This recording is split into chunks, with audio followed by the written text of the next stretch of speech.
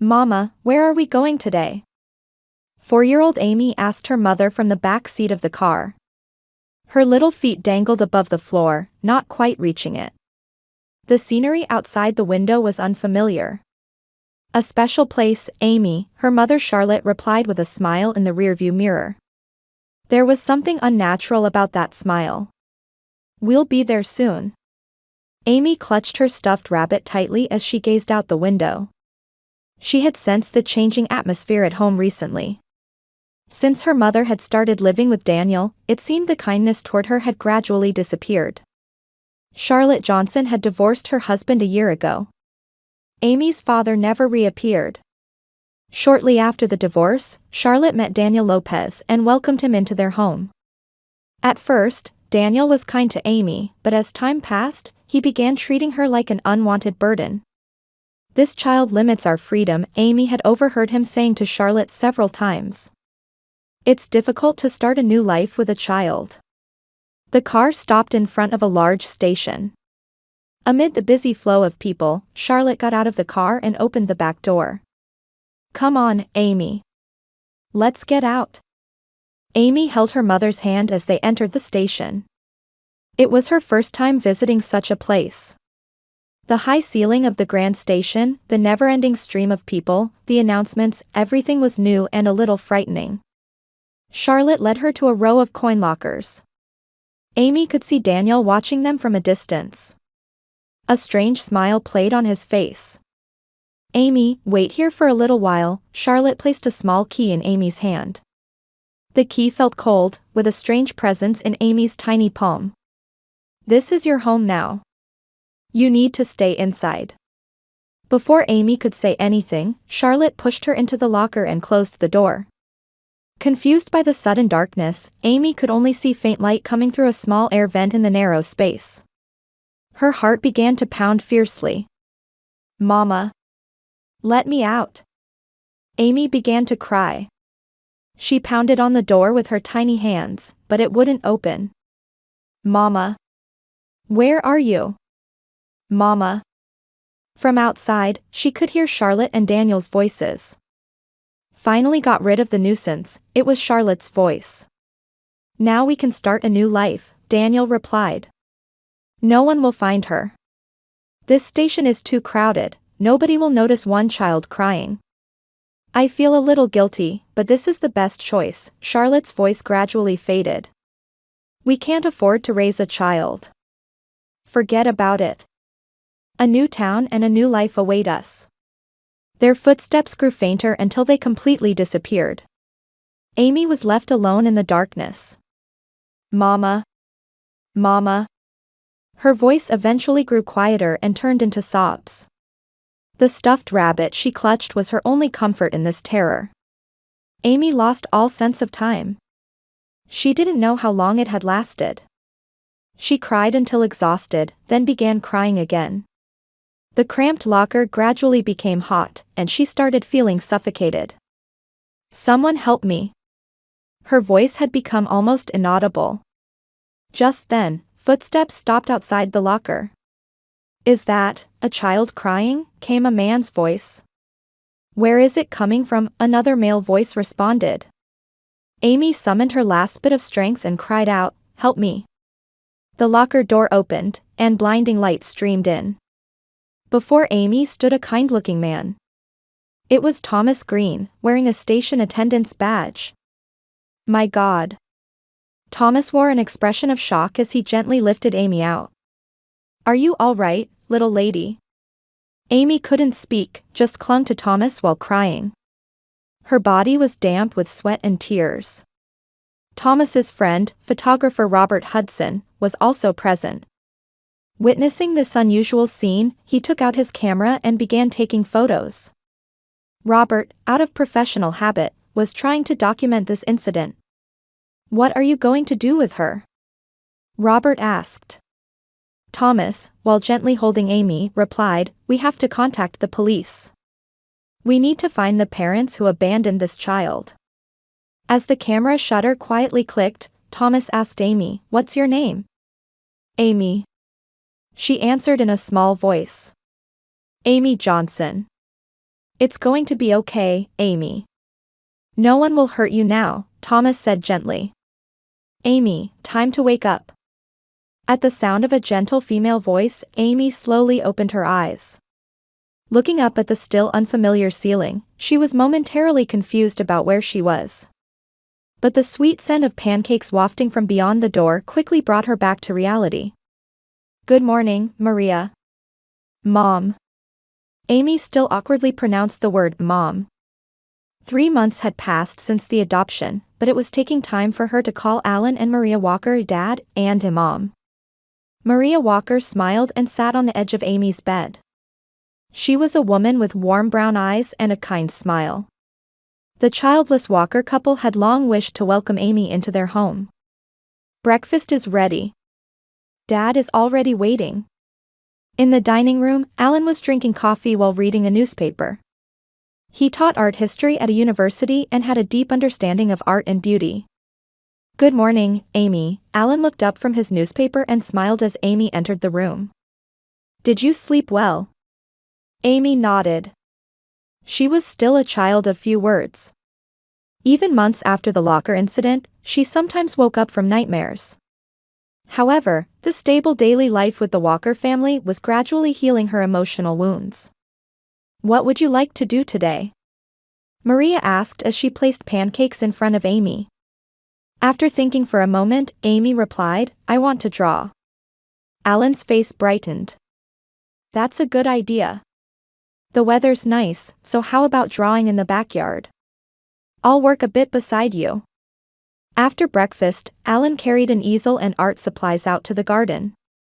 Amy sat on the grass with a small sketchbook and colored pencils. She began drawing the sky, clouds, and a big tree. And in her drawing, several keys were hidden. Alan peered at Amy's artwork and noticed her unique expressiveness. Maria, look at this, he called to his wife.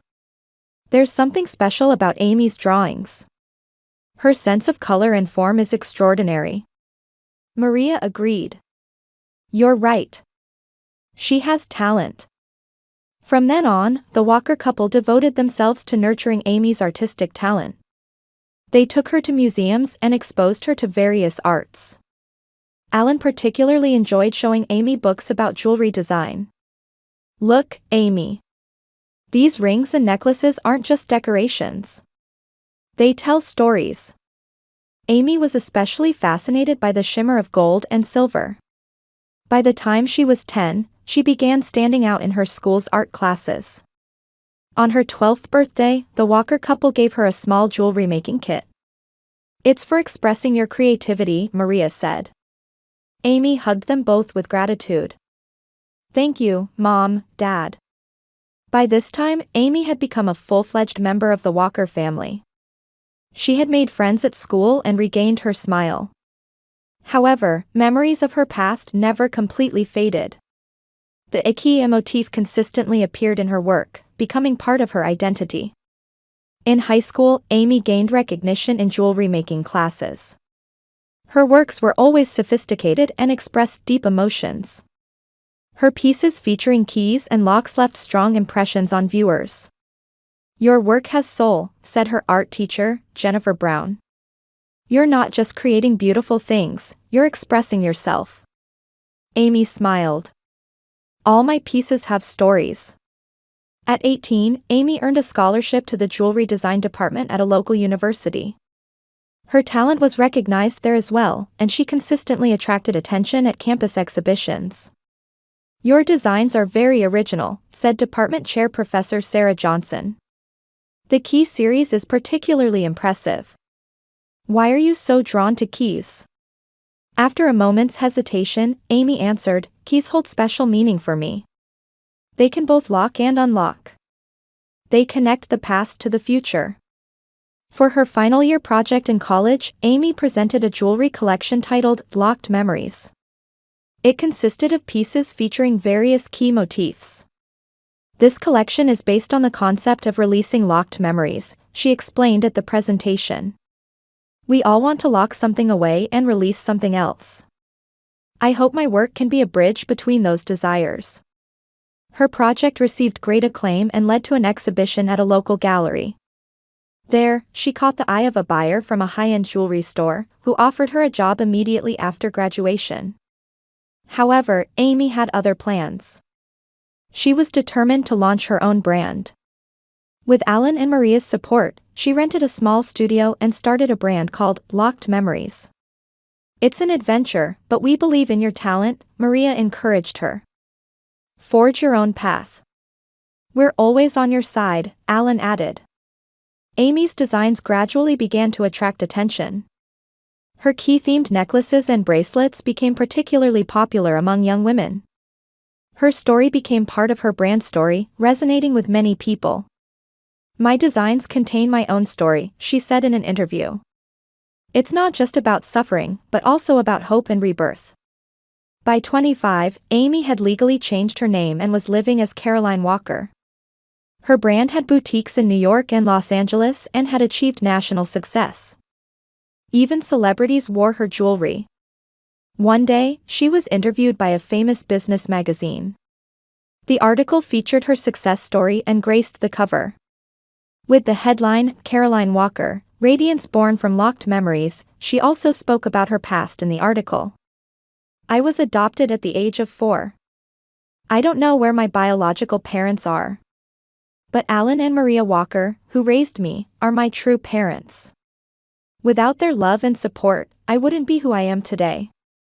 She smiled at the camera. Behind that smile lay the painful past she had overcome and the strength she had gained from it. Through her story, she was giving hope to many people. Caroline was absorbed in sketching new designs in her atelier at the back of her high-end boutique, Locked Memories. Beside her sat Lisa Chen, a young female designer who was both her assistant and apprentice. "This design is wonderful," Lisa said, peering at Caroline's sketch. "The key motif in the center is especially striking." Caroline smiled. "Thank you. This collection is my attempt to return to my roots. I believe returning to origins creates new creativity." The phone rang, and Lisa answered. "Hello, Locked Memories." After a moment of silence, she looked at Caroline. "There are customers who would like to meet with you, Caroline." Caroline frowned. Normally, clients didn't ask to see her without an appointment. "Who is it?" "Charlotte and Daniel Lopez. They say it's a personal matter." Caroline didn't recognize the names. Thinking it might be a business opportunity, she replied, "I can see them briefly." Entering the showroom, Caroline saw a middle-aged couple standing near the counter. The woman appeared to be in her late 50s, with a face that had once been beautiful but now showed anxiety and tension. The man was in his early 60s, with gray hair and a somewhat tired expression. They didn't seem poor, but they looked out of place in the high-end boutique, certainly not regular customers.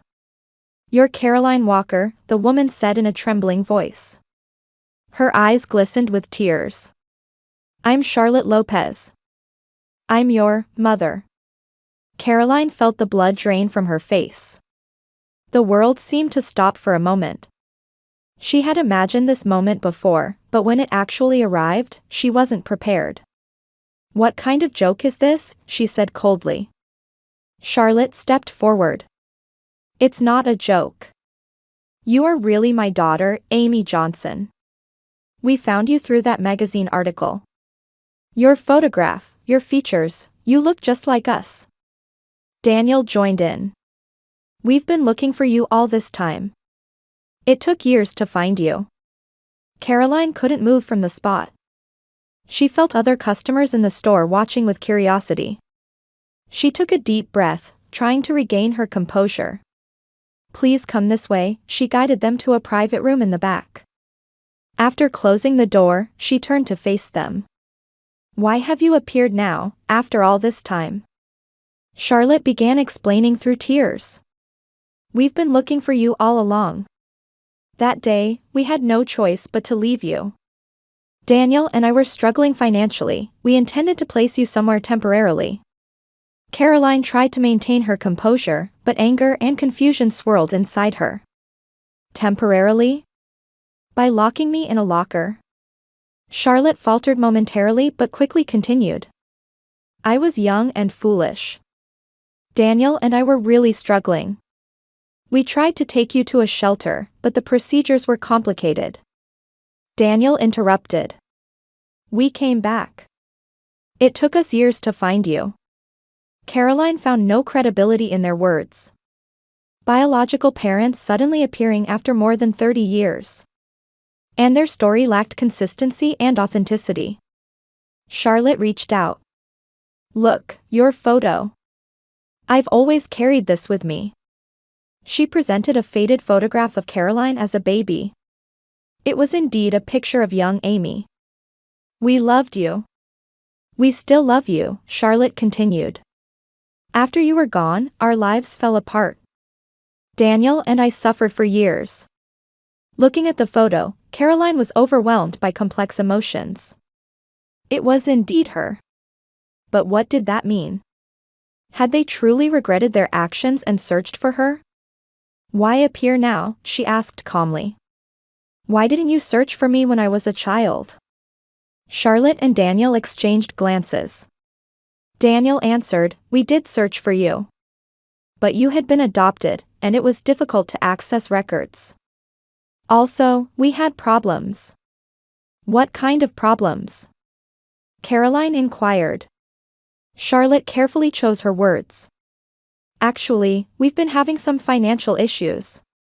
At those words, Caroline felt something growing cold within her. She looked into their eyes, trying to read their hidden intentions. I see. So you're after your successful daughter's money, Caroline stated coldly. Charlotte blushed. That's not true. We just wanted to meet you. Daniel cleared his throat, trying to change the subject. We're proud of your success. We're truly lucky to have such a talented daughter.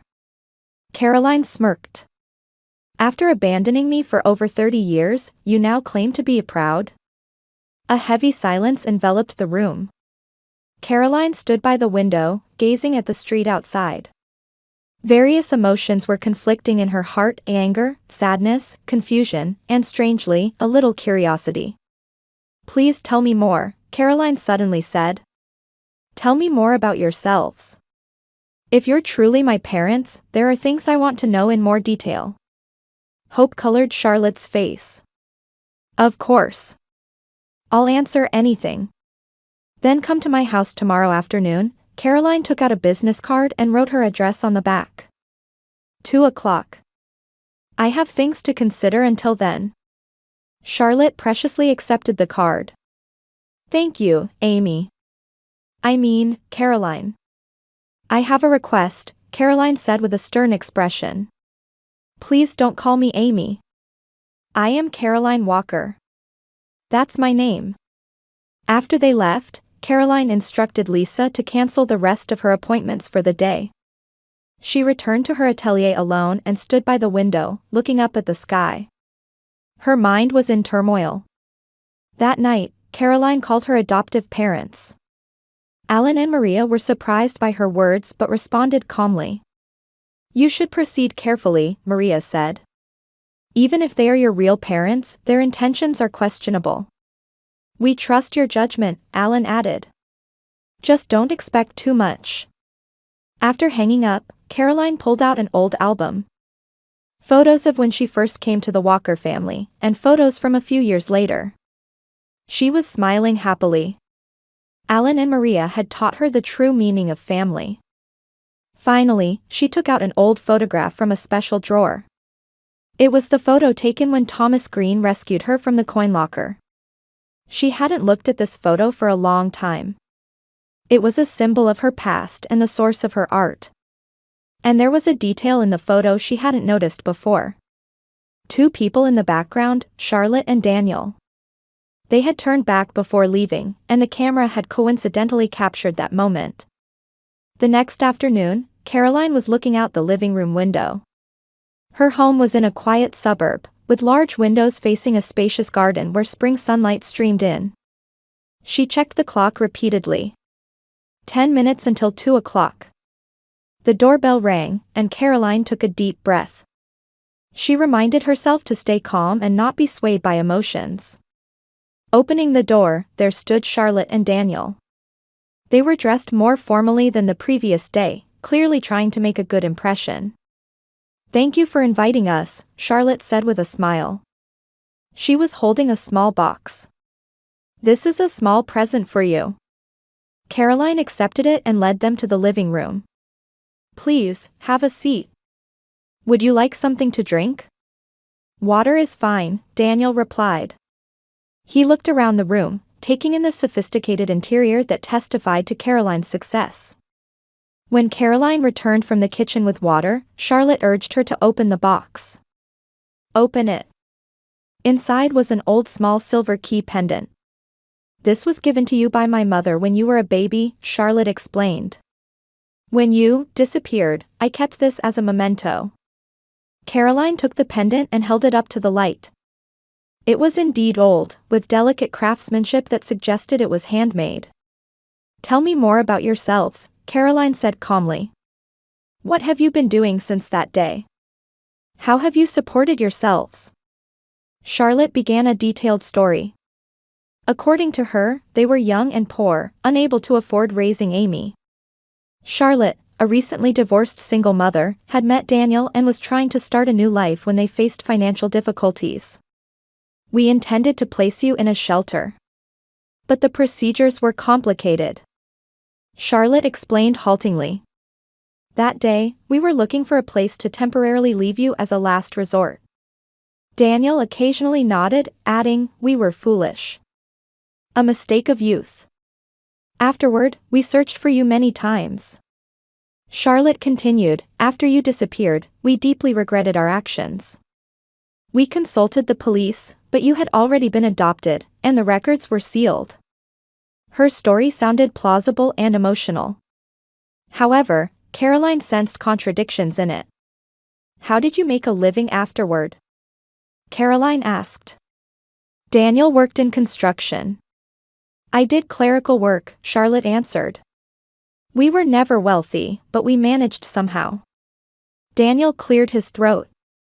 "Things have been more difficult recently. With my health issues." Caroline stood up and said, "Please wait a moment," before leaving the room. She went to her study and took an envelope from her safe. Inside were old photographs she had carefully preserved. When she returned to the living room, Charlotte and Daniel were whispering about something. They immediately fell silent when she entered. "Look at this," Caroline said quietly, handing them the photo. It was a photo of Amy being rescued from the coin locker at the station. Thomas Green was in the center, holding young Amy. And in the background of the photo, Charlotte and Daniel were clearly visible with their arms crossed, smiling. They had turned back while leaving, and the camera had captured that moment. The blood drained from Charlotte and Daniel's faces when they saw the photo. This is..." Charlotte stammered. Her hands began to shake. "It's fake," Daniel exclaimed. "This photo must be doctored." Caroline calmly said, "This photo was taken by photographer Robert Hudson, who was present when I was discovered. It's in police records as well." She looked directly into their eyes. "You abandoned me. And now you just want my money." The two began trembling violently. Daniel stood up, trying to make excuses. "Listen, we did make mistakes." But what?" Caroline asked coldly. Charlotte began crying. "We were young and foolish then. I truly loved you. But I was in the way," Caroline finished. "You wanted to start a new life. And now, just because I've become successful, you suddenly appear and say you loved me." Daniel straightened his posture. "Yes, we have financial problems. But that's separate from finding you." "Is it really?" Caroline smiled. She took out another envelope. "I've investigated you. 3 bankruptcy filings in the past 5 years. And recently, you've been under investigation for suspected fraud." She spread those documents on the table. After learning of my success, you thought you'd found a new source of funds. Charlotte and Daniel could say nothing more. Please leave, Caroline said quietly. Her voice conveyed sadness and disappointment rather than anger. Charlotte pleaded tearfully, please, give us a chance. We've changed. She desperately reached out. You are my daughter. We may be blood related, but you are not my parents, Caroline remained firm. My parents are Alan and Maria Walker. They loved me, raised me, and supported me. That's what parents do. Daniel silently stood up. His face showed defeat. Let's go, Charlotte. But, Daniel. Charlotte resisted, but Daniel grabbed her arm. Enough. She's right. We don't deserve her. Charlotte looked at Caroline one last time. Her eyes showed genuine regret, but it was too late. The 30-year gap couldn't be bridged. Caroline, Charlotte said softly. I'm glad that you're happy. After they left, Caroline stood by the window, watching them get into their car. She felt as if something inside her had been released. At last, she had answers to questions she had carried for years. That night, Caroline called her adoptive parents. Mom, Dad, I want to tell you something, she began tearfully. Today, I confronted my past. And I realized again that you are my true family. Maria's voice trembled on the other end of the phone. You are our daughter, Caroline. That doesn't change, even without blood ties. You are our pride, Alan added. Seeing you forge your own path and live strongly is the greatest joy for us as parents. A few days later, Caroline received a call from her lawyer. Charlotte and Daniel had visited a local newspaper, trying to sell a story about Caroline. She is our daughter. Behind her success. They had claimed. But that plan also failed. Warned of defamation by Caroline's lawyer, the newspaper refused to publish the article. Their last hope was dashed. Through this experience, Caroline awakened to her mission. She decided to establish a foundation called Keys to the Future. It was an organization supporting children growing up in foster care or with adoptive parents. Months later, the opening ceremony for the foundation was held. Many supporters and people who had influenced Caroline's life gathered. Alan and Maria sat in the front row. Caroline stood on the stage and began an emotional speech. Family is not about blood ties. It's shaped by love and choice. I was abandoned at the age of 4, but that was the beginning of new doors opening for me. Blessed with wonderful parents in Alan and Maria Walker, I was loved and nurtured. She faltered momentarily but continued strongly, now it's my turn to open doors for children. Through this foundation, I want to provide hope and opportunity to children in difficult circumstances. The venue erupted in applause. Caroline's speech was also being broadcast on television.